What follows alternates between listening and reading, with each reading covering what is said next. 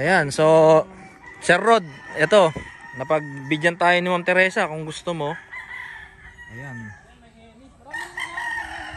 Oo nga eh. Ayan. Ayan, pagbibigyan tayo ni Ma'am makapili ng isa sa mga inahin niya na naglalabas talaga ng binabae.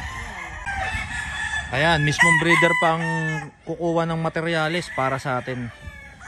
So, ganun kabait dito si Ma'am Teresa talaga. Ginamit ko na to ha. Ayan. Gamit ko to eh. Personal namin. Personal na materyales yan. So, ito, sariling handler ni Ma'am at siguradong quality yung ibibigay sa atin. Ayan. So, ito po yung choices mo, kuya, no? Ayan, pakita natin. Nakita nyo naman kapag Breeder ko. kayang ibigay, binibigay talaga. Ayan. Personal pick ng breeder ni Ma'am. Yung mga pie, Boston McLean, yung Kelso Gray, gawa niya. Yun. So ito pala yung mga breeder ni Ma'am Teresa dito sa glider. Anong pinaka best signature ko yan na nagawa mo po dito?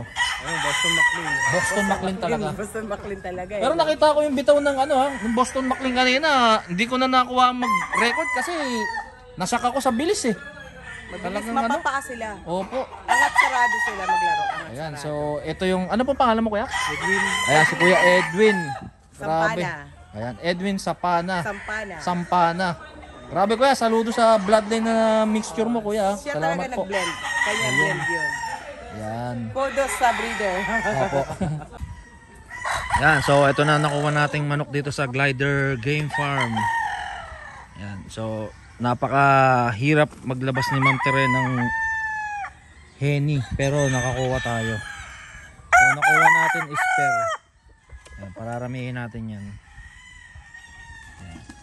Ang bloodline composition nito is Kelso cross sa Butcher. Ayan.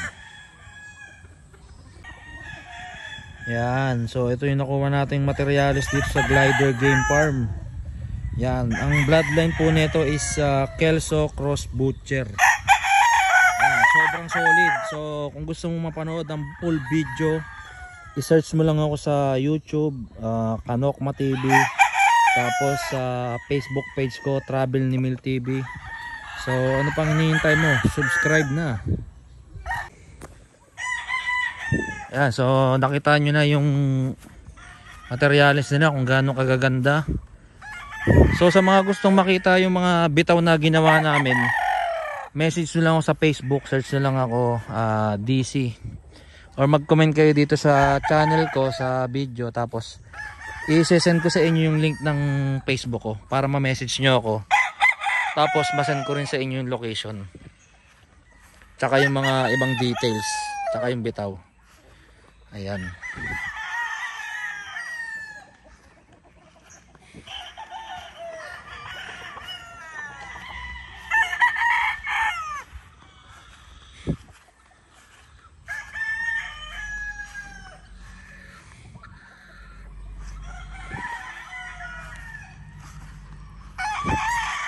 Yan, karamihan ng mga manok nila dito, mga Boston McLean, Kelso McLean, tapos mga Roundhead, tapos etong mga Chocopile.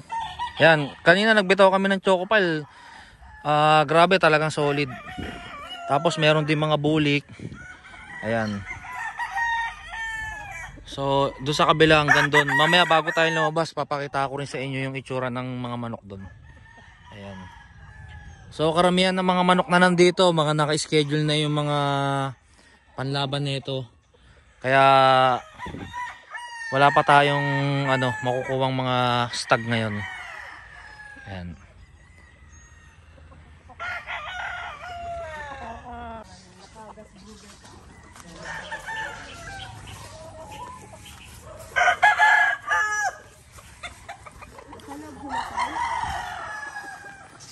Ayan, sasamahan tayo ni Ma'am sa mga off-season niya na mga pang-out. Ayan, 3 months old na po pwedeng i-out. Kasi nandito lahat yung mga materials. Pang-materials. O yan, yung mga pang-materials ni Ma'am nandito rin. Process mo meron. Mayroon din, may process ko dito mga tayo. Ayan. Glider Game Farm, mga 3 months old, mga pang-out. Ang dami ma'am mo. Ang dami.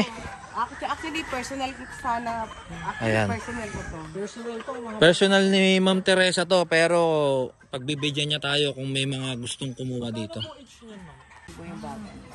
Next batch na naman po siya ma'am. Hindi, kasama siya doon. Naka-ano lang siya. Pang-local. Ito lang itlog na nga itong isa. Pero ngayon ma'am, may mga puti kayo na ano. No? Mayroon.